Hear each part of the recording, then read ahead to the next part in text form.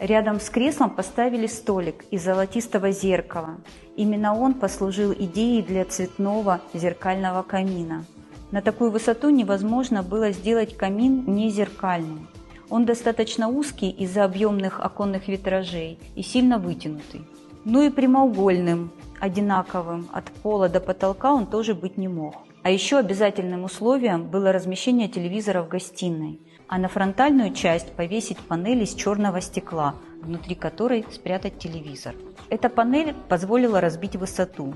Ее размер, немного выходящий за пределы короба основания, сделал форму более сложной геометрически и эстетически привлекательной. В результате он вместо того, чтобы доминировать, растворился сам и вобрал в себя весь окружающий его интерьер.